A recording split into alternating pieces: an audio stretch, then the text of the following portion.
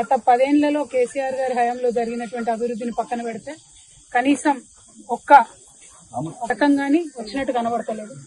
ఇక్కడ ఉండేటటువంటి ములుగు నుంచి సీతక్క గారు ఉన్నారు. సీతక్క గారు మరి రాష్ట్రంలో ఆల్మోస్ట్ సీఎం అంతటి సీఎం తర్వాత ఆనాడు ప్రచార సమయంలో కూడా సీఎం గారు చెప్పడం జరిగింది.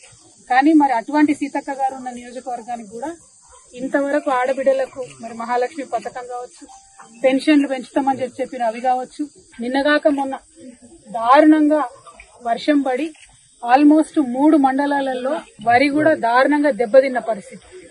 మరి కనీసం సీతక్క గారు వచ్చి ఒక రైతుని పరామర్శించి పంట నష్టం గురించి నేను ముఖ్యమంత్రి గారికి చెప్తాను, ప్రభుత్వానికి చెప్తాను, ఏమైనా పంట నష్టం జరిగిందానికి ఇస్తాను కూడా మాట్లాడకపోవడం దారుణం. అంటే ప్రతిపక్షంలో ఉన్నప్పుడే ప్రజల మీద ప్రేమ తప్పితే అధికారంలోకి వచ్చినాక మాత్రం ప్రజల్ని పట్టించుకుంటలేరు సీతక్క గారు అనే విషయం చాలా స్పష్టంగా తెలుస్తున్నటువంటి విషయం. మరి అదే విధంగా మీ అందరికీ తెలుసు, ఇదివరకు అన్నిసార్లు అప్లికేషన్లు పెట్టుకోమన్నారు, 10-15 సార్లు గ్రామ సభలు నిర్వహించారు. ఓసారి ఇందిరమ్మ ఇళ్లకు అప్లికేషన్లు అన్నారు, ఓసారి పెన్షన్లకు అన్నారు, ఓసారి రేషన్ కార్డులకు అన్నారు. ఎన్నిసార్లు ఓపికగా ప్రజలు అప్లికేషన్లు పెట్టుకున్నారు.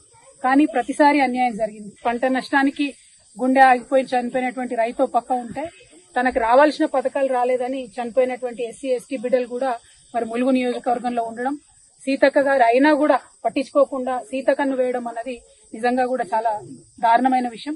మేము డిమాండ్ చేస్తా ఉన్నాం. ఓ పక్క యుద్ధ వాతావరణం ఉంటే ముఖ్యమంత్రి గారికి సీతక్క గారికి అందాల పోటీ మీద శ్రద్ధ తప్పితే ఇంకొక శ్రద్ధ లేదు. ఆడ యుద్ధం ముగియక ముందే సీఎం గారు వెళ్లి అందాల పోటీలో పాల్గొనడం, సీతక్క గారు రామప్పను మీద మీద డెకరేషన్ చేయడం, అంతకుముందు కేసీఆర్ గారి హయాంలో స్టార్ట్ అయ్యి ఆగిపోయిన పనులు చాలా ఉన్నాయి ఇక్కడ. వాటి మీదనేమో సంవత్సరంన్నరగా శ్రద్ధ లేదు. ఇవాళ మాత్రం అందాల పోటీలు అనగానే వచ్చి పై మెరుగులు దిద్దేటటువంటి ప్రయత్నం చేస్తున్నారు. మన హెరిటేజ్ స్ట్రక్చర్ రామప్పను యునెస్కోలో మనం పెట్టించుకోవడం జరిగింది బీఆర్ఎస్ హయాంలో. అదేవిధంగా 2012లో ఇక్కడ ఓపెన్ కాస్ట్ మైన్ తీసుకొస్తామంటే ఆనాడు ప్రతిపక్షంలో ఉమ్మడి ఆంధ్రప్రదేశ్ లో కేసీఆర్ గారు ఆపడం జరిగింది.